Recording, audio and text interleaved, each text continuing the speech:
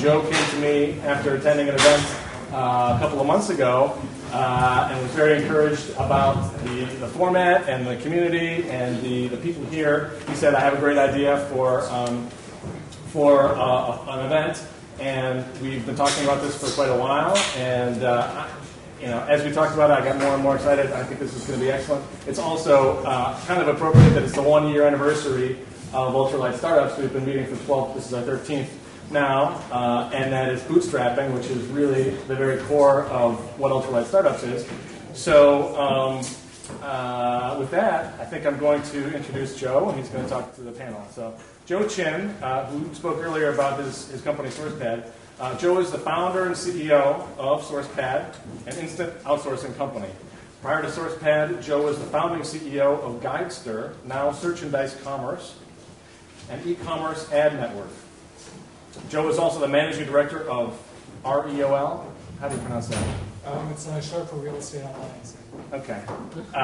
An internet analyst and Laidlaw, founder, president of Diadem, a multiplayer game company, and principal founder of JEV, an import-export company.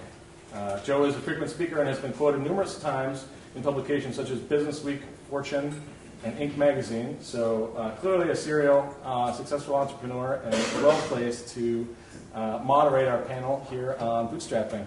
So here you go. If you want to introduce the panel. Right. Welcome, Joe. Thank you. Okay, thank you. Okay, so sorry, bear with me, my throat's a little sore today. But by show of hands, can we see how many people here are entrepreneurs, principals, founders? All right, excellent. And how many here are contemplating or planning on raising a round of financing in the near future? All right, and because of the economy, how many people are a little anxious about it? Charles. Okay, great. So this panel is really for you because we are living in a very unusual time. But I think it's really for everybody because we're going to talk about things that we're doing to really just help our companies get farther with this. And I think we have a great panel assembled here today, people who've been there and done that. And I'm going to go through and introduce everybody. So closest to me is Elaine. Now Elaine, I think, has been the CEO and president of, I think, at least 5 different startups that I know of. I think many more. I think most I started when I was 2. I started when I was 2, exactly.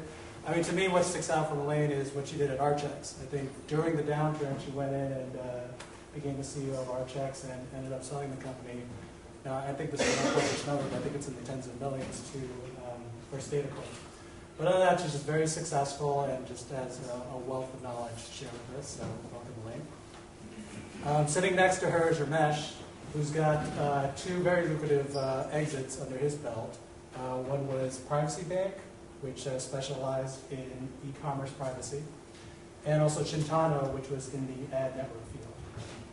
And he's also an investor as well, and he's working on something new, which is a recommendation engine for books, music, and videos. And the name of it is, again? TasteKit. TasteKit, there we go. Okay, excellent. And next to him is Steve Crane, who you might know Steve because I think he's very high profile. I think you've been in Business Week, you've been on the Today Show, you've been in Bloomberg. But I think in the mid-90s, he founded Promotions.com, which then went public and was subsequently acquired by iVillage. And he's now at Organized Health. Organized Wisdom. Organized Wisdom Health, sorry. I'm going to get that right. Organized Wisdom, which is also very high profile. I think I read about it in Business Week before, not too long ago, which is a physician-guided search engine for health. So welcome to Steve. And now at the end, last but not least, is Nat Turner. And so I asked Nat before the panel if I could call him Prodigy, because he really is a prodigy. I think in high school and college, I think he formed a total of, when I was counting, it was like 4 different companies. One was an exchange for gift cards, one was a consultancy, and a few others, I think. And 2 of them were acquired during that time. And he's now the founder and president of Invite Media, which is an ad platform for banner advertising. And in case any of you are wondering, I think Nat also kept up his grades. I think they were coming out right important. So he's done a really good job on all fronts. So I think we have a great panel here, and it's very diverse. So I think what we're going to do is just run through a couple of slides. But first, I just want to make sure everybody understands the agenda of what we're going to do. So first, we're going to go through an overview, really just delving in depth as to why this is an important topic. Then we're going to hit the topics in the order as shown. So it's foregoing the office, bartering, and then equity strategy. And I want to make this very interactive, so whenever anybody has a question or something that they want to see elaborated on, please just raise your hand, shout it out. We also have, as Greg mentioned, a Twitter address where you can Twitter in the question, and also an email address. So if you just have your BlackBerry, feel free to email it right in, and we'll hopefully try and cover everybody's topics. So why don't we start here? So why ultralight bootstrapping? I think some of these reasons are obvious, but it's kind of good, I think, to look at it in a different perspective. So funding is down. I think the latest stat that came out is that VC funding is down 47% quarter-over-quarter as of Q1. And I think it's more than just that. I think it's the patterns which are going on out there. You know, VCs that are just more preoccupied with their own portfolio company. Also, you know, there's difficulties in raising money all the way up the chain. So I think even the patterns even painted a slightly bleaker picture. And tough odds really got tougher. So I think the numbers that I was able to find, and I think these numbers are all over the place, are if you're looking for angel money, you have a 2% chance of getting it. And if you're looking for VC money, it's something like 1/10 of a percent chance of getting it. And these numbers were before the downturn. And valuations have been hit. So what I have down here is, okay, so you have your typical valuation growth path. When you go from idea to prototype, to product, to customers. Sorry about my typo there. But if you go to the next slide, you know, really what's happened is that the valuations have shifted downward dramatically. So, you know, when you used to be able to get something, you used to get a certain valuation at a certain level for having a prototype, or having product, or having customers, you're almost like shifted back one stage. You got a question? Are we doing questions or? Sure. Sure. Just a question around that. Do you really think valuations are going down, or is it just so much cheaper to build these days?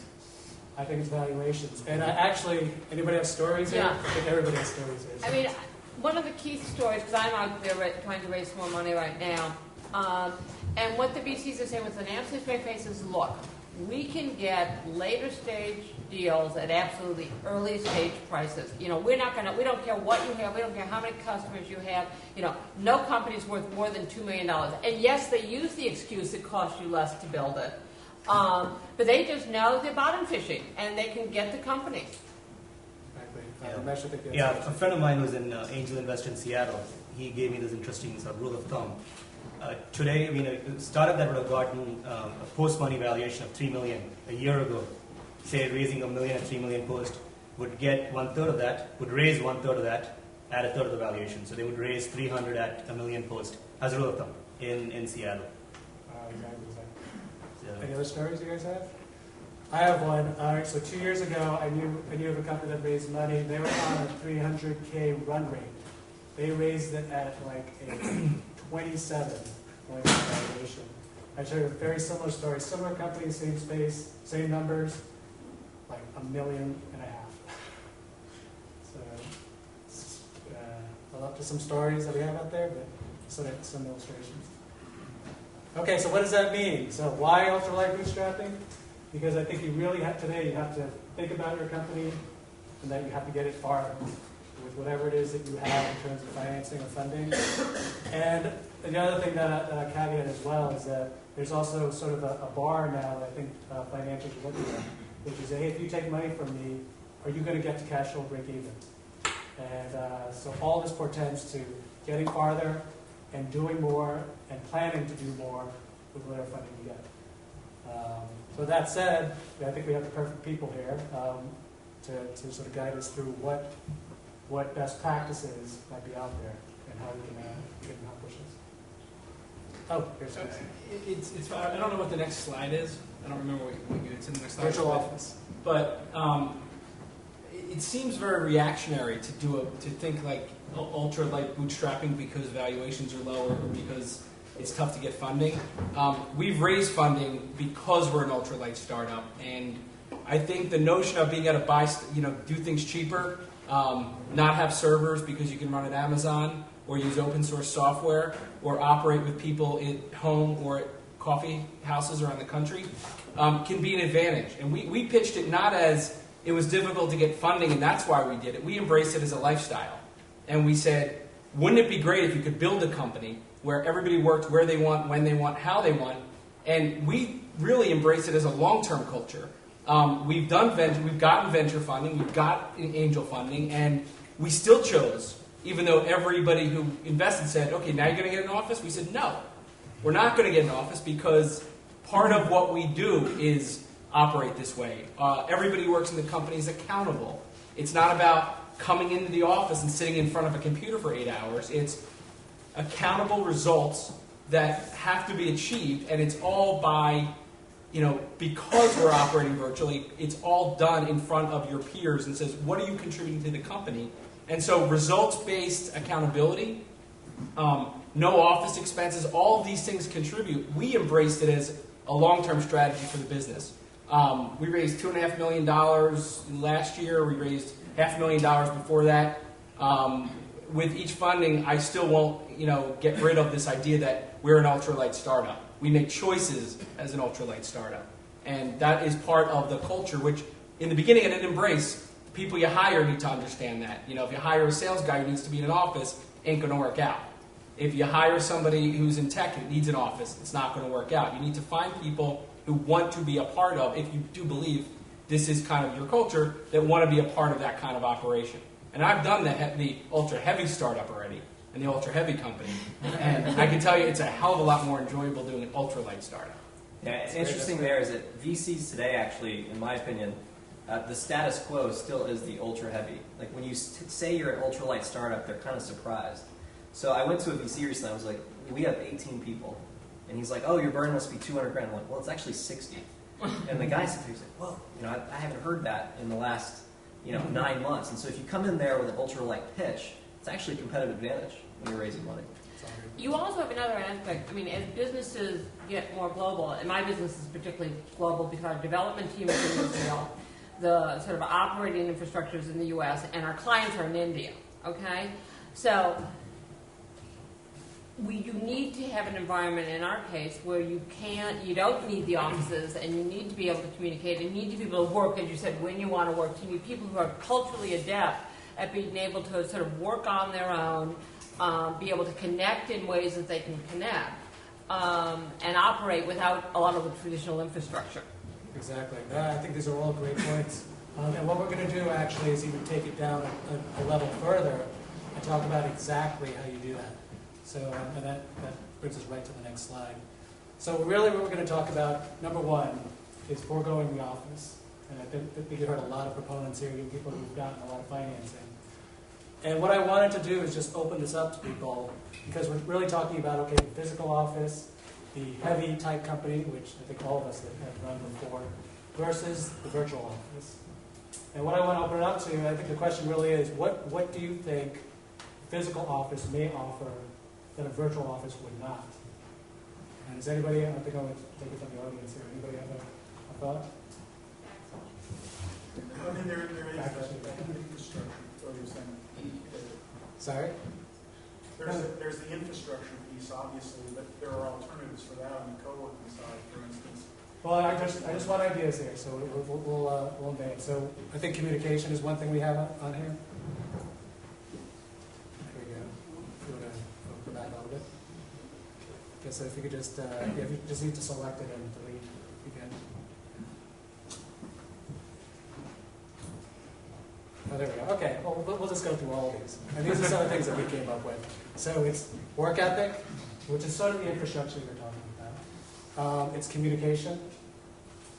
It's conference room meetings. It's esprit de corps. It's customer visits. It's investor visits.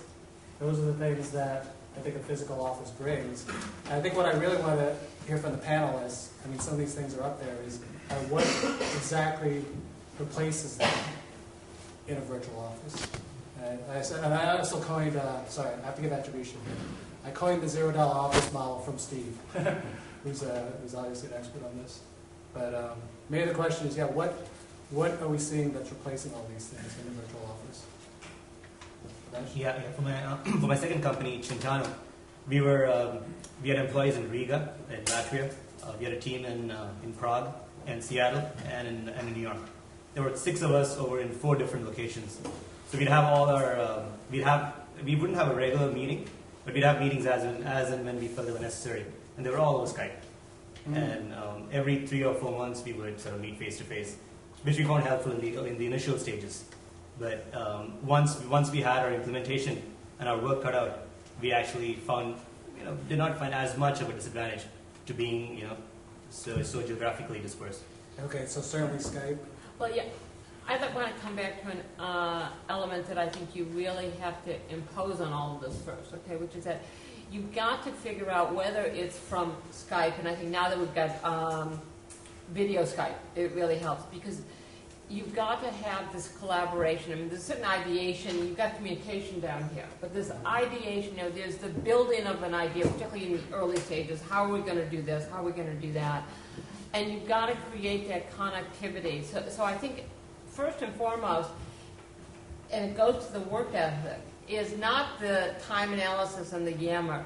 It's the mindset of the people that can do it. I think there are people that thrive in this environment and can work very well in this environment. And so it has a lot to do with, whether it's the team you're building when you first organize a company and then as you expand. And I'd love to hear a little bit more from Steve about people that are willing to work and, one, obviously very committed, 2, are very self-disciplined, and importantly, their families are self-disciplined. So they recognize that, you've got to have the dedicated workspace, you've got to be able to close the door. Yes, the dog can come in, but the baby can't. And I'm a mother, and so I can, say those kind of nasty things, not because it's sexist.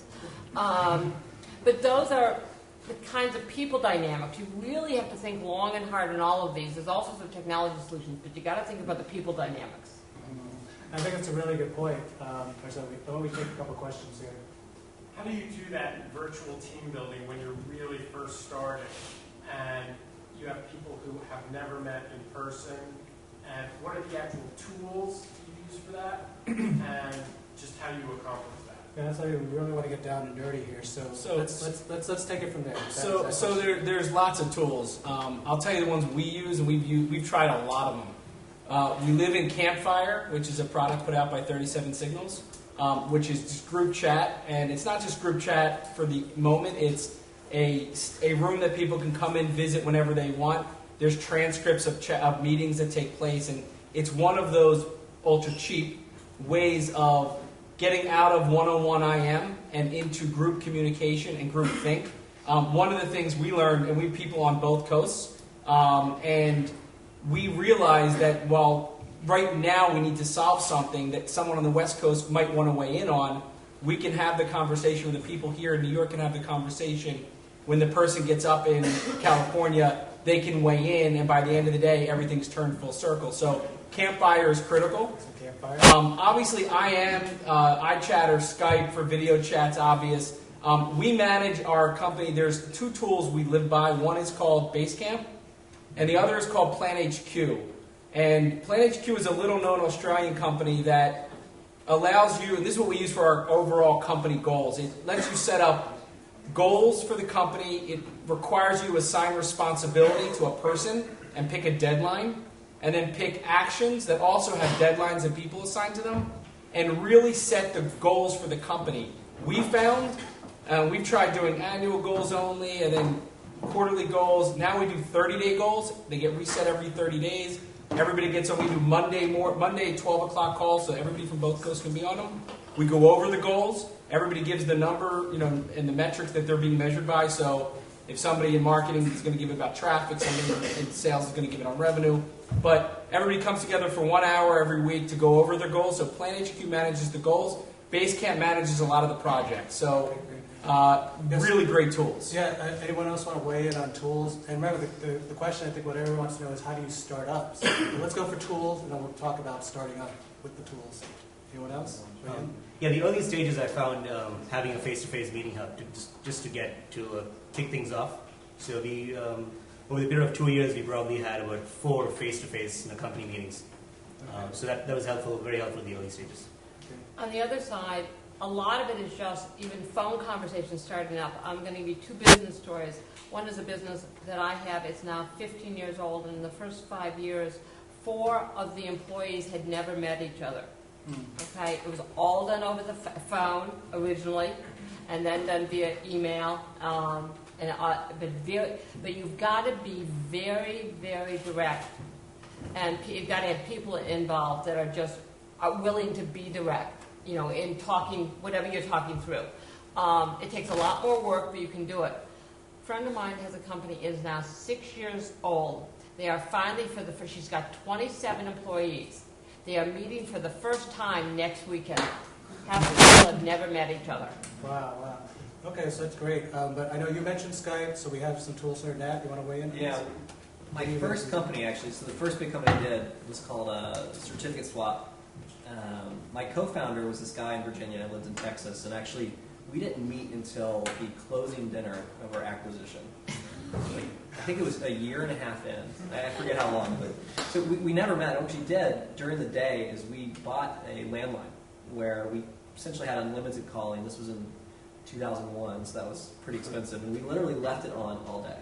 It was out next to my desk on speakerphone, and it was a 24/7 phone line. And so what we realized in virtual offices is that what you miss is the overhearing people in the hallway, the spur of the moment, that's something we need to start thinking about. You miss a lot of that culture building, and I think we called it just-in-time info or whatever it was. But we noticed we would take phone calls, the speakerphone would be on, we'd hear what each other were doing throughout the day.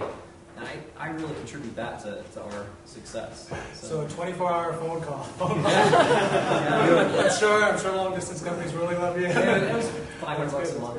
It brings me back. We did video chat. We left it on all day too. In the beginning, it brought me back to the beginning. We left video chat on all day. It's creepy though. Gotta be careful. All of a sudden you start talking, you forget. Yeah. With video chat, if you pick your nose, it's kind of you just gotta remember there's somebody watching. Okay, so before we go to that, I do want to advocate one other tool which is up here, which I really strongly, which is Yammer. It's like Twitter, but it's for your company. And so if you have everybody just yammering what you're doing, Twittering, Yammer, same thing, I think it really adds to that community feel. You see what other people are doing, you get fired up. So, can you repeat some of the tools that you use? Is that Basecamp? So there's a product, if you go to 37signals.com, there's like 4 products. Basecamp and Campfire are the 2 that we use the most. There's also one called High Rise and Backpack. We don't use it that much. You said something with a chat. Campfire, and the other Campfire is the chat, Basecamp is the project management. And you had another tool too. The Plan HQ. PlanHQ.com. PlanHQ. PlanHeadquarters.com. And we've of course mentioned Skype, we've mentioned Yammer, and the phone company. Okay, so yeah, we have a question back there.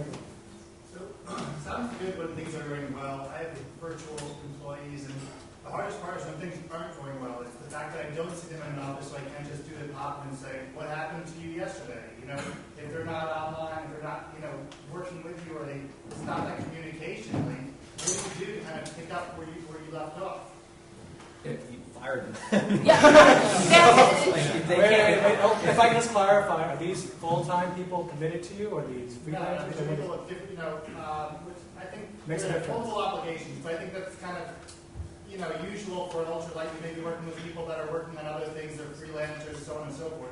So you might not have them dedicated to you all the time. And so how do you deal with them if you don't just walk? You don't know. I'll talk to them tomorrow when I see them in the office. Establishing the goal of what you're trying to achieve. We found, and we fire them too. It's like radio silence doesn't work, but if it's a contractor who's working for you, they have to have accountable results you're looking for, and you have to give them the freedom to fail or the freedom to succeed. And radio silence doesn't work. So day one, we lay out all the things. You got to have your IM on all day. You got to be able to notify us when you're not. We don't need to know what you're doing all the time, but if you're going to be out because you're traveling or you got to be out for something, let everybody know. Just because if something comes up, you want to be able to reach them. For contractors, though, establishing the goal and the accountability is critical in a virtual setting more than any other setting. It makes you quantify something. You need to deliver this by 5 o'clock tomorrow. This is what I'm expecting. And at 5 o'clock tomorrow, what you might find out it didn't get done, and then you can start to look at, okay, we need to have shorter spurts. We need to know day by day what you're doing. But It all comes down to results and not what they're doing when they're doing it. Some people think of a virtual office as being a less formal office. And yet, in many regards, and particularly, because I've just lived through a situation of things going bad myself, it's got to be more formal in certain requirements. As you said, hours on, or like you've got to know you're going to be Skype available from this time to this time every day. You know, particularly if you're dealing with time differences, which we are, and cultural differences. So you got to just lay out the rules really clearly at the beginning and not let them relax over time. And call people up fairly quickly because, you know, some people just aren't cut out for this. Or they go through bad moods, and we all know we go through downtimes when you're working on a startup. You have the great highs and you have these incredible lows. Okay. But you really have these strict rules. Okay, that's great. I think that the message has been delivered. Yeah, you have to set the rules out, expectations, and obviously deliver results.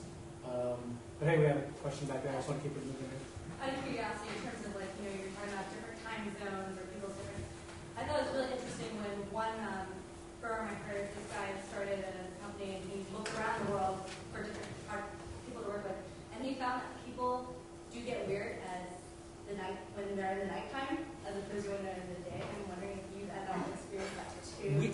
We get incredible bursts of productivity at night, and by people here, I mean, every night I log on, like log on 11 o'clock and 12 o'clock for something California, and people in Boston are on and doing so much more because nobody else is on. And so some of it is the work when you want. I don't know if they left at 4 o'clock to 6 o'clock to go do something, but they were on at 11. We see the freedom of working at night or doing whatever is great. I don't know about the getting weird thing. I know that I get weird at night, and all of a sudden I can start panicking at night about something that's a small problem seems a lot scarier after you've had a couple of drinks and it's 11 o'clock.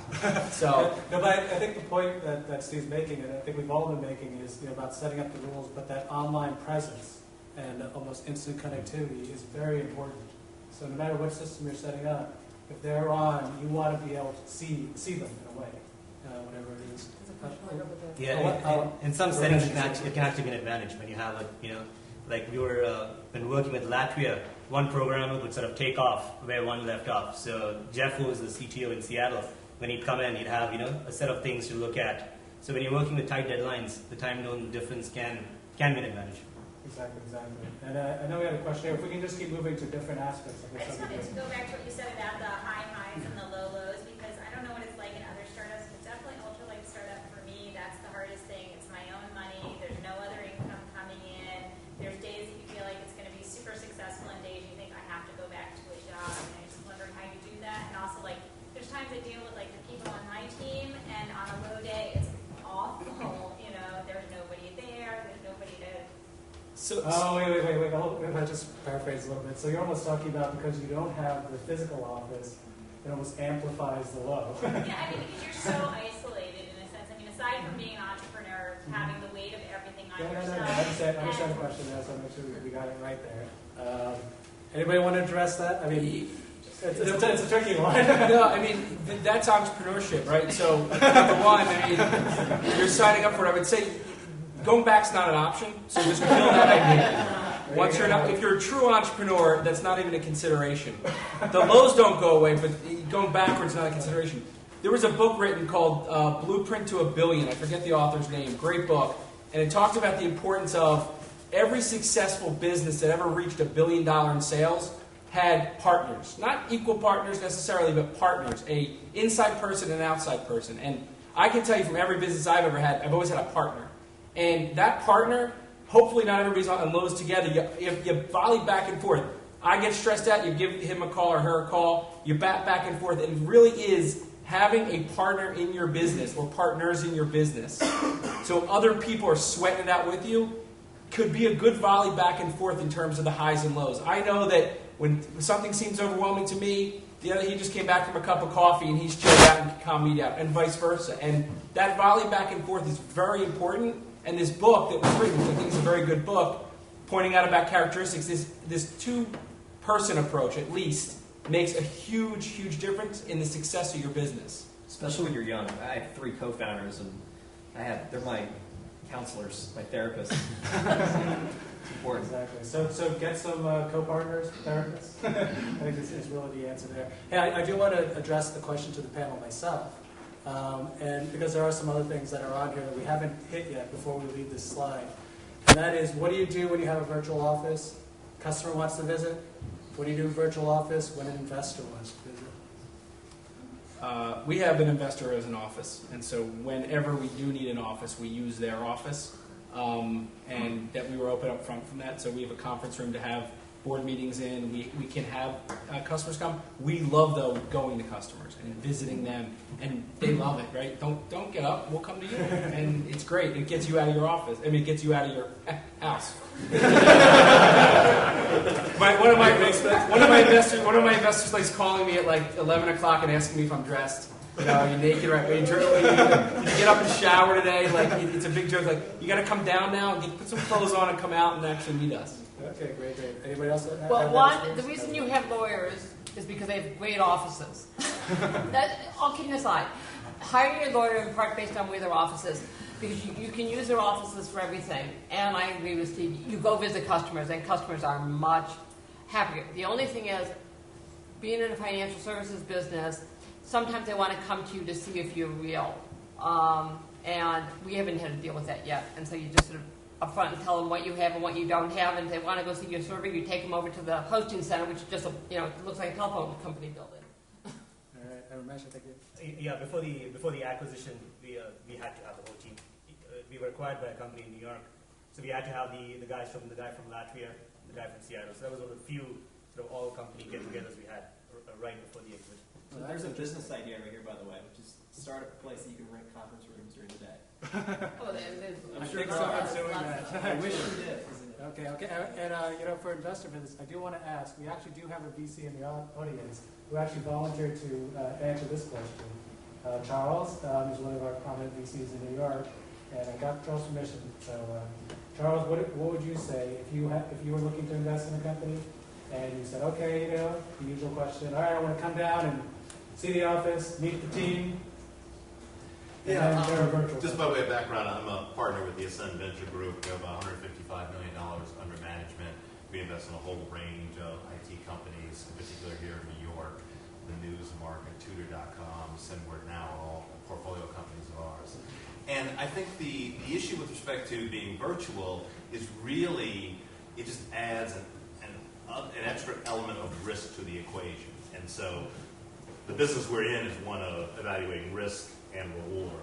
And so if someone says to me, I'm totally virtual, that's an additional element of risk that has to be compensated for in some other element of the business. But it's the whole package that really matters. So if someone says to me, I'm virtual, then I'm going to ask, well, what has your performance been? How much experience do you have already? I mean, it's one thing, everyone on the panel today are all serial entrepreneurs. Most of the people in the audience, if I may generalize, are not serial entrepreneurs. So when you decide to go virtual and you're bringing in people you haven't worked with before, like everyone on the panel, that just adds an element of risk to the overall equation. So I'd look at that really critically. If you're producing with that structure, VCs will definitely say, great, I'm excited about your ability to keep your burn rate down. But if you're really, really early stage, and you don't have the history of being a serial entrepreneur, the questions of how well you're going to be able to connect with people over Skype without having spent the time together in the office is a real question. All right, well, This actually worked against Chintano. Getting VC funding was a challenge. But end of the day, it worked out pretty well because we got less diluted. We did a small angel round instead. So. There you go. Okay, hey, we do have a lot more stuff to cover, so if I could take one more question. Let's get over there. Sorry? Who's been raising their hand along this day? Okay. Thanks. So, while we're still on the slide, obviously physical offices and virtual offices have different techniques for meeting and keeping in touch. I wonder if people on the panel have any experience with a company that was a hybrid, aside from the 24-hour telephone line, where there are maybe two or more people in an office and then a team of other people who are remote. Because it's so easy for the people in the office to just chat about some important matter and take care of it that way. But it's also hard to do that without alienating the people who are remote. At the the same time it's awkward if I'm sitting next to my coworker for me to send him this message. Yeah, our company right now is 10 people in Philly, 10 people in New York. And it is the number one challenge. If I had to pick one in our company, the number one challenge. And what we do, to be honest, this has been unsuccessful thus far, which is we have to have a company-wide meeting once a week where it's either on the phone, an email, whatever it is. An in-person meeting once a month has to be everyone in the same room. We have, to be honest, you've got to look back and take a step back and see if your team is communicative outwardly. So, for instance, a lot of teams are very communicative within groups in person, and we noticed that our team was very communicative internally, where they never reached out. They were very proactive with the people they were working with, but no one else. So what we did was we picked people, right? You hire people selectively based on if they're going to be proactive about giving information to both teams. And we do hire slow, fire fast. We've had to hire probably 2 or 3 people, and 66% of the time, let's say, they just don't work out because of that.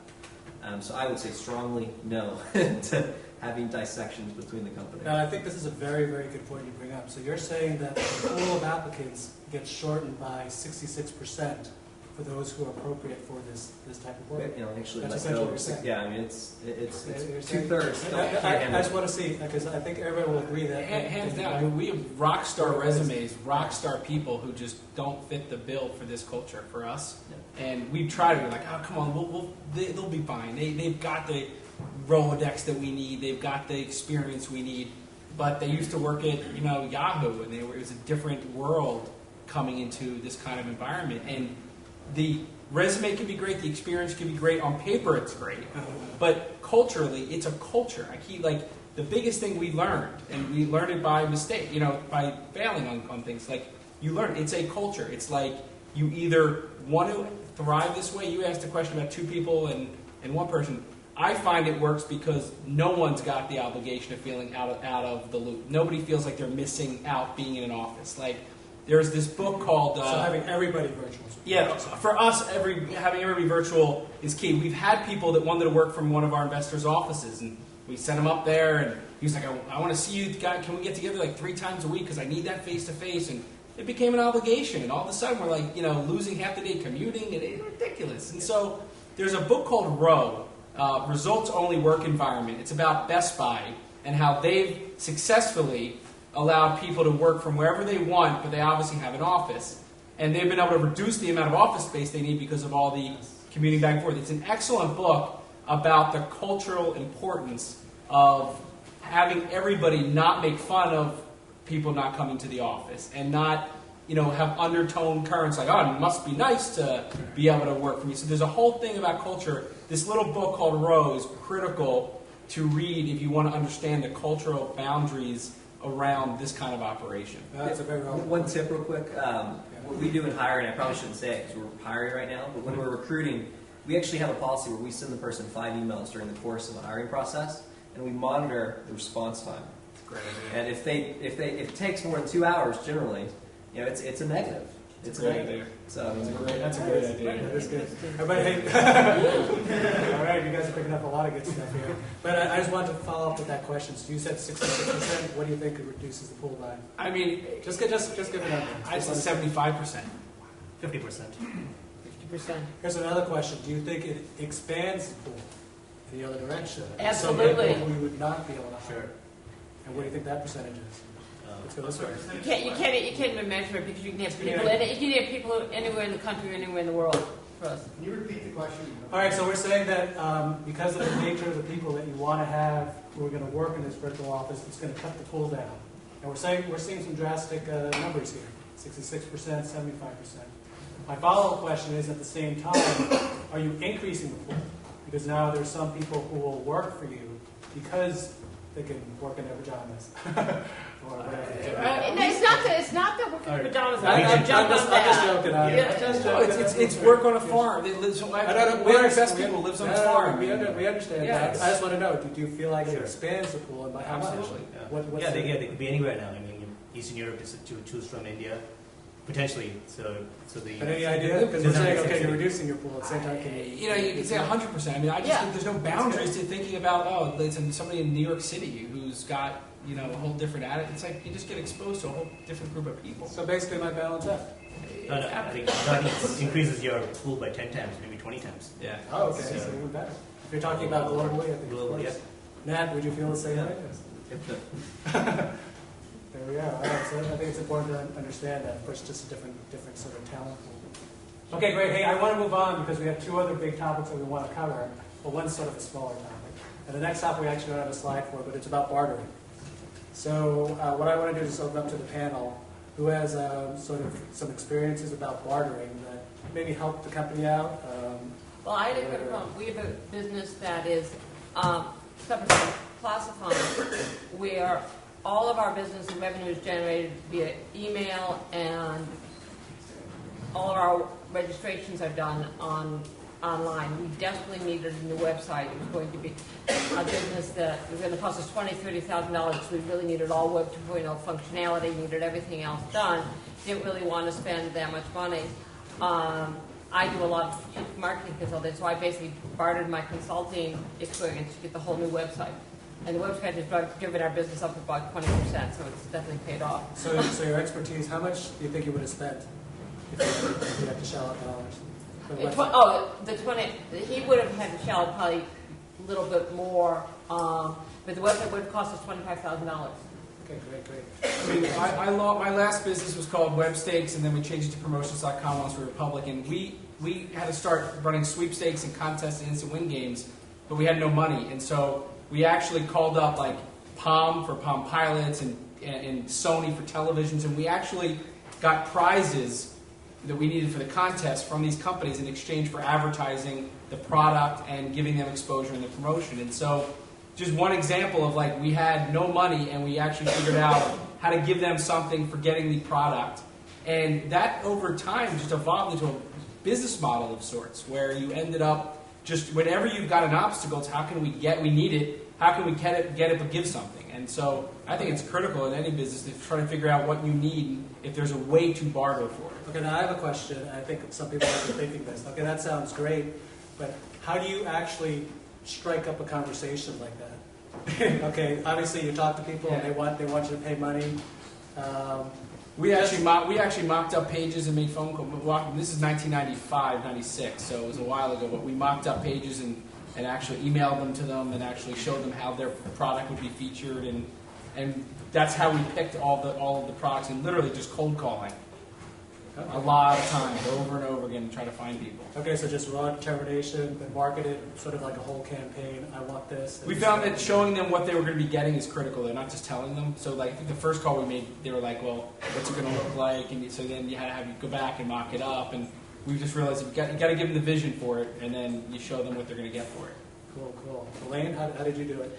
Well, it happened to be somebody I was working with and knew that they built websites. Okay, and they knew sort of I did this, so it was really sort of out of groups like this. I mean, this would be a perfect environment. Somebody's got one service, they need something else. Somebody's got something else that they both desperately need. The tricky thing, and you mentioned it, Joe, is finding fair value. You know, what equals what.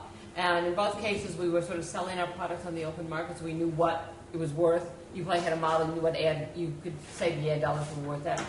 So you've got to be sure about it, and just telling people this is what you need, but then treating it like a financial. We had a contract, we had deliverables. I mean, these were formal relationships that we did. Mm-hmm. Okay, great. So make it very, very formal. So in theory, it was almost as if we traded checks back and forth. Yeah, it actually has to be formal from an accounting standpoint. Yeah, it has to be formalize formal with contracts and actually have numbers and check. Very, very formal. So are you paying taxes on that as well?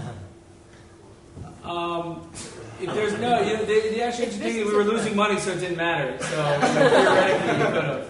But I guess is it counted as revenue and value? How did you actually account for that? If I recall, revenue. It was revenue. Yeah, absolutely. So it's true revenue. Yeah, and we counted it as revenue and expense. And And there's law. I mean, there's very strict laws around this. You have to talk to your accountant and talk to your lawyers. I mean, we had. I mean, this actually when we went public, this was a big, full disclosure thing of how part of the business operates. You get prizes for barter and things like that. And so full accounting transparency on this. But there's ways to do it. I mean, there's laws written around and regulations written around how barter is treated.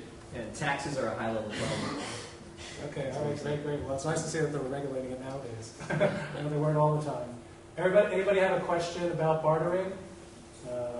And I think it's great, the point that bring up is great, is that in an environment like this, hey, you guys should be talking to each other. If you can help each other out, it could be a win-win situation. All right, so let's move on to the last topic, because I don't want to draw this out too long.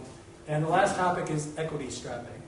And what we mean by equity strapping is, okay, labor is the biggest cost in anybody's business.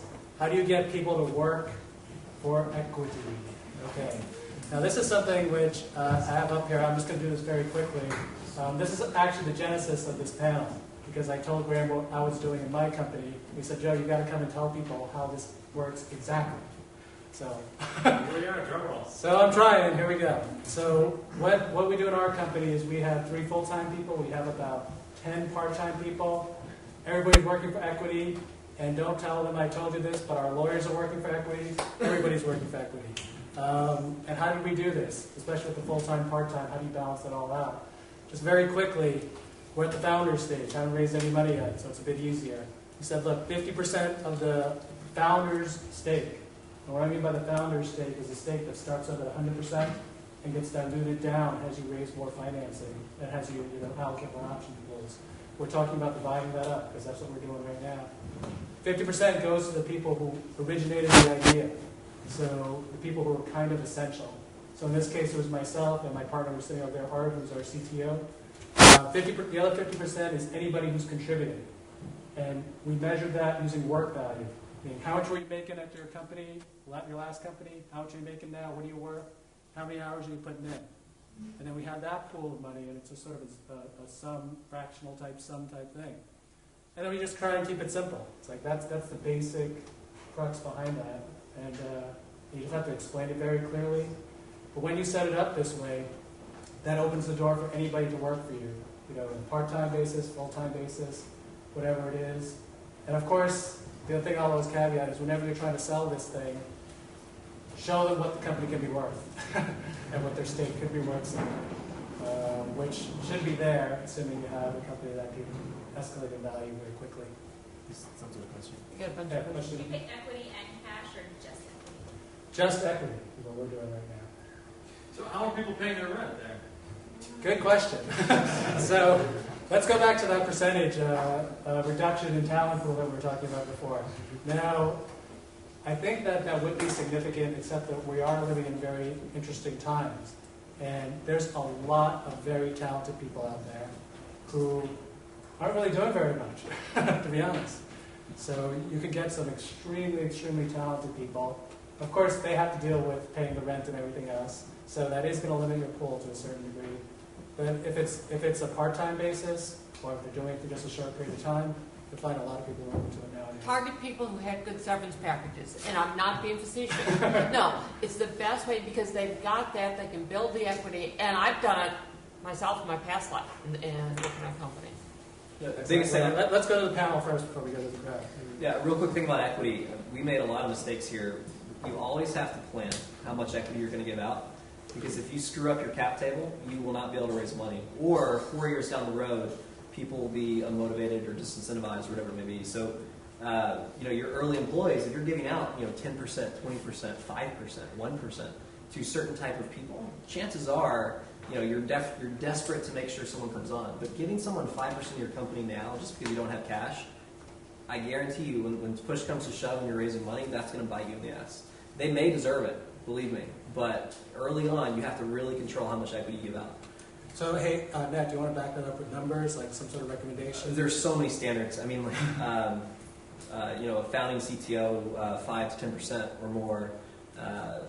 Developers between half a point and a point. I mean, there's all these standards. It all depends on where you are as a company. The numbers go down as you raise money and risk gets taken off the table. Vesting is huge. You really have to plan ahead of time. Yeah, that last part he just breezed over, vesting. Yeah, vesting is probably the single clause in someone's employment contract that you have to do. 4-year vesting, 1-year cliff. Wait, vest quick question. Vesting on founders. Vesting on founders? Do it. Yes or no? No, it depends which. I mean, if it's real founder, no. If you're bringing someone on who's going to work for a couple months that you don't know that well and it's just getting out, no. But the original founders, no vesting. Okay. Don't do it before you raise money, because it's a negotiation leverage when you raise money. Yeah, many investors demand that. So investors demand it. If you've already done it, then you don't have it to give up. Right? So if you say, "Oh, fine, we'll do it," then you can get something else from them. But that's an interesting point. Vesting for founders. That's what. Most investors demand it. Yeah. Okay. Yeah. Vesting for founders. Be prepared to do it. Okay, I would weigh in on yes, vesting for founders, but from a different standpoint, because I've known other people, not me myself, where they form the company, everything's nice and good, let's split it up a third, and then it just doesn't quite work out. And then you have someone walking away with a check of the company, and you're kind of not in a good position. It's hard to All right, fix. sorry, just one more go around on the panel. Comments or? Right. In terms of equity, I was actually much more generous when it came to giving a CTO, my founding CTO, equity. I'm a big fan of equal equity, CEO and CTO, so I gave him 40%. I had 40%, I gave him 40%. So it made a huge difference. So because he was willing to, work for many months with, on a very low salary, and essentially the question I asked myself is this guy adding, increasing the value of the company by more than 40%? And he was increasing the value of the company maybe 4 or 5 times. So 40% for that was very reasonable, I thought. Is that vested? Vested or vesting? Yeah, vesting over 2 years. But we had to change that when we raised angel money. But complete acceleration in the event of acquisition. Okay, what's there? You got a couple issues when you're working for equity, though. One, you got to deal with, again, given some of the people, you got benefit issues. The other thing is, if there is a value at all in the company, if you've taken in any dollar already, you then have the person could have a very real tax issue if you're truly giving them pure equity and not options. And that can become, it sounds great in theory, but to Matt's point about planning this isn't something you do frivolously.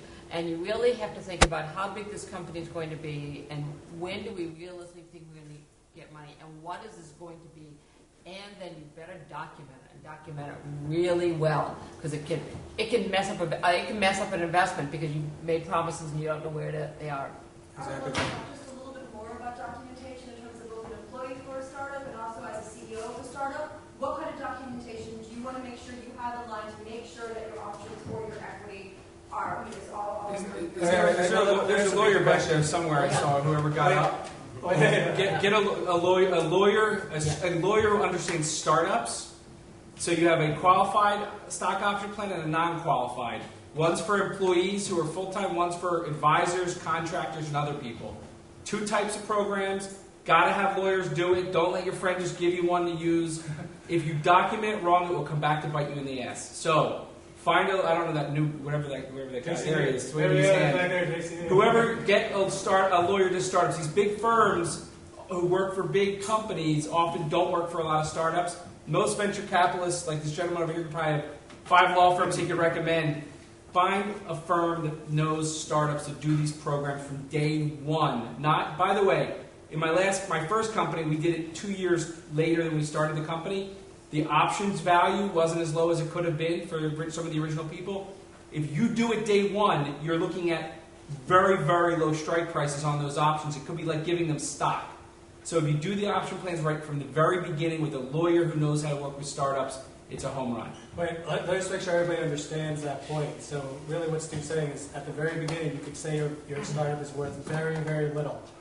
So whether you're doing stock or options, what you're giving them is almost like you got to do it's it. like you give half the company for $200. Yeah, the options thing is key. Yeah, and it's really tax issues what we're talking about here. So they don't have to pay any taxes, or it's very negative. And do it. I mean, everyone always waits to do it. I mean, I did it way too late the first time, and I did it day one this time. Like day one, you incorporate. Yeah, you're going to have people get the option plans in place. Some people will tell you not to do it early.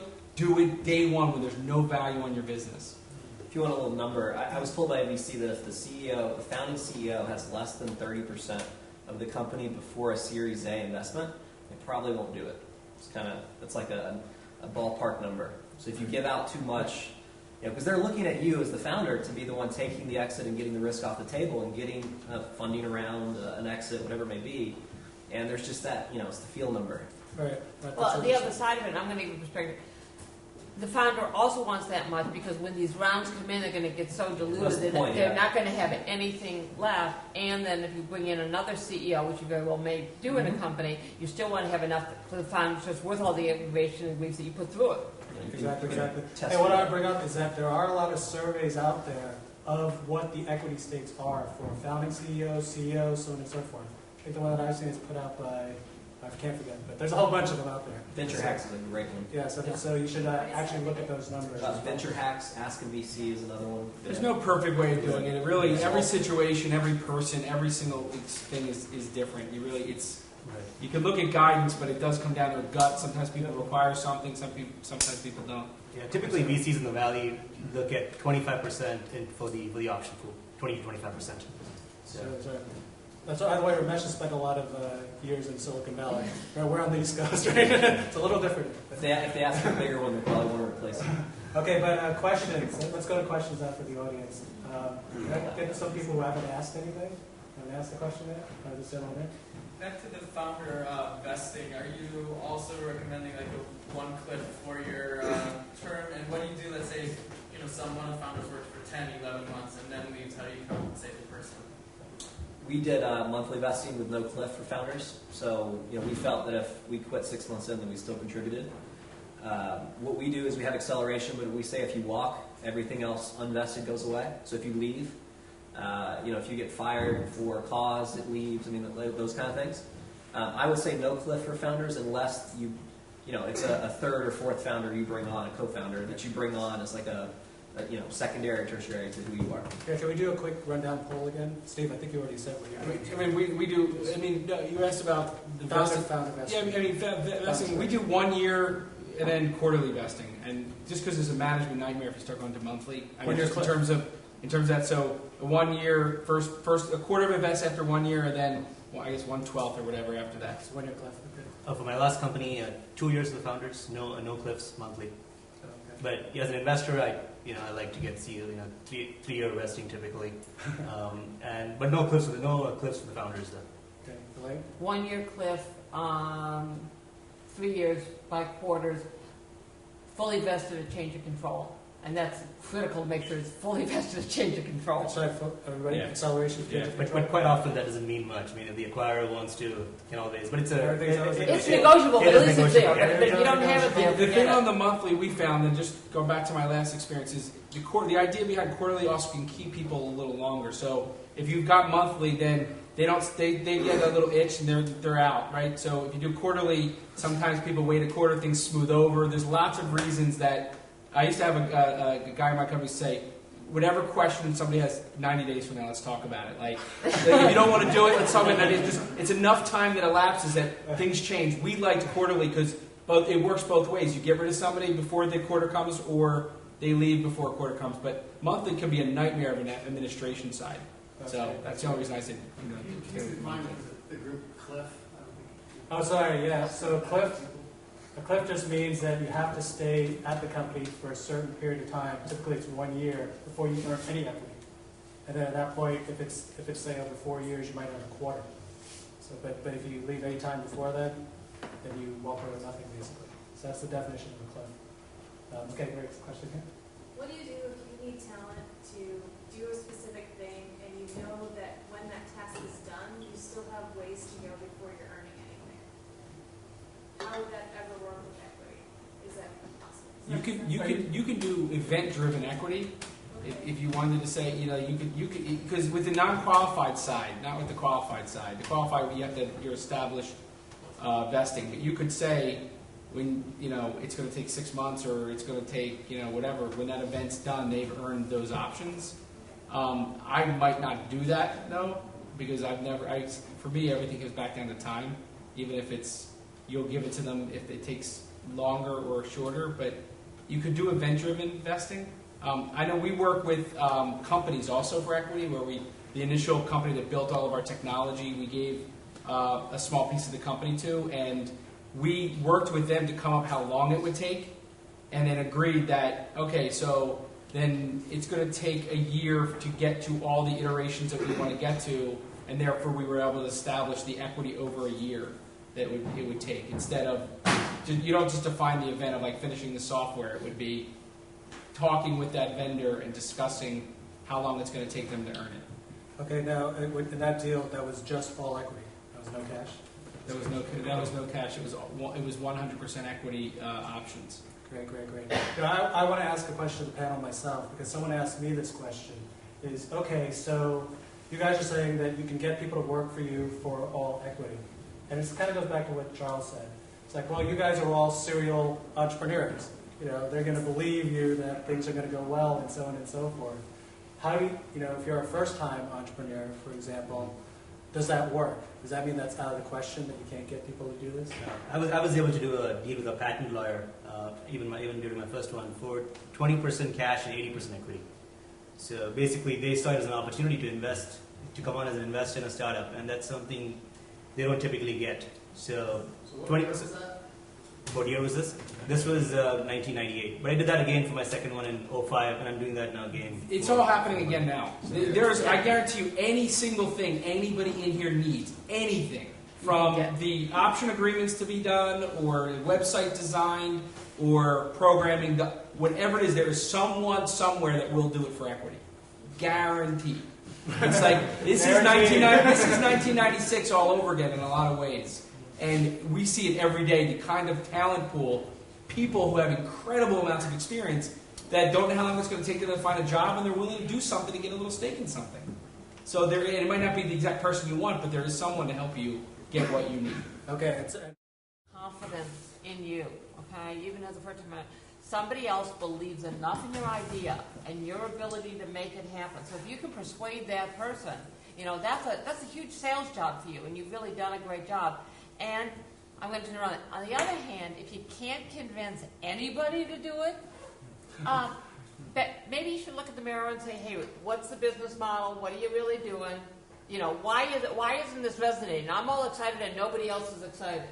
So it's sort of a good sales test. It's a good customer.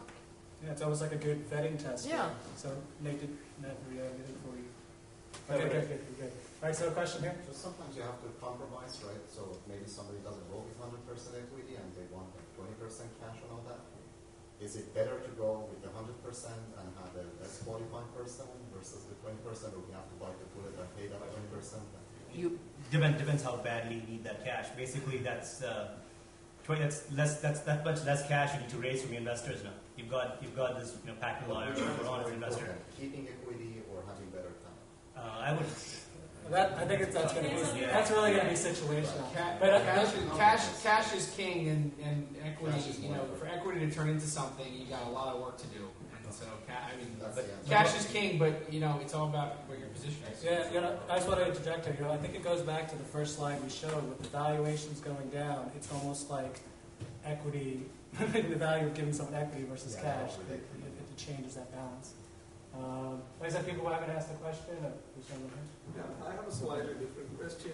Can you share how does the investor look at a startup funded by family members, say a brother's pair or brothers as partners? Is there any merits or demerits to such a startup? Right, so the questions are friends and family round. Do investors look at that company differently if they're funded by friends and family versus other angels? No, if it's founded by maybe a husband and wife pair or brothers. Oh, founded by a family. Okay. Wow. I wouldn't know anything about that. Anybody? I know a number of people, successful brother, sister team, brothers team. I even know of a mother-son team. There's lots of various. Every scenario is different, and if the idea is good and the background of the entrepreneurs are good, and I'm sure there is an investor who will invest in them. Some investors, Ascend might look at it and say, we don't do that, but my guess is the right entrepreneur with the right idea, I view this one very differently. Yeah, that is a huge problem. You've got to be phenomenal to get over the husband and wife, brother, family member issue, because the amount of risk that adds to the equation is enormous. You can get over it, and there are other situations, but it's VC 101. Husband and wife team, not going to do it. So it's got to be phenomenal. So every time you hear someone who says, "Oh, this husband and wife team, got funded and they became this company," and there are a number of those examples, but there are so many of them. I mean, just think about it. 50% of marriages end up in divorce. Just by that statistic alone, it's a huge issue. You want, and the reason it's a huge issue is we're concerned that something unrelated to the business is going to kill the business, or that a decision is going to be made for reasons outside of what's in the best interest. The brother-sister team in New York, Heidi and Steve Messer, did a big share.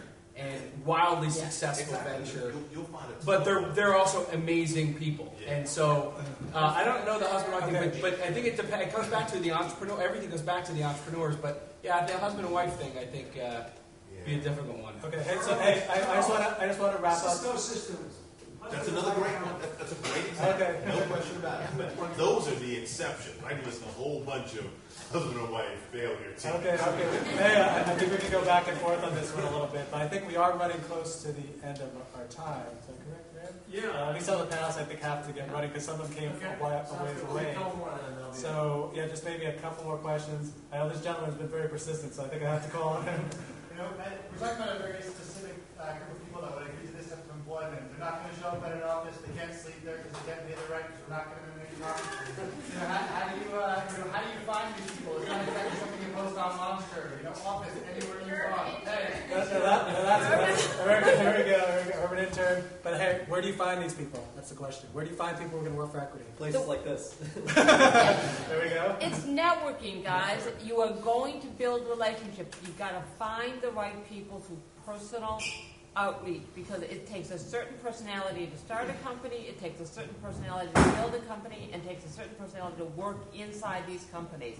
Once you get a little bit larger and a little bit more established, I mean, you can try advertising, but you want a personal connection, and that's why God invented LinkedIn. Okay, networking, LinkedIn here. Any other Network. Tell you every one of your friends, every one of your family members, everybody you know what you want, and he will come to you. I mean, literally tell the people what you're looking for. Yeah, I'm looking for somebody in sales. And all of a sudden, a friend of a friend of a friend, you'll find the people, and it's networking, LinkedIn, and just be very transparent. People like to be secretive about what they're looking. Tell everybody what you're looking for that you know, and it will come to you through the weirdest places. Okay. I was going to add one more thing to that because we actually use Craigslist, and we're very, very upfront with what we're doing. I think the transparency actually works very well.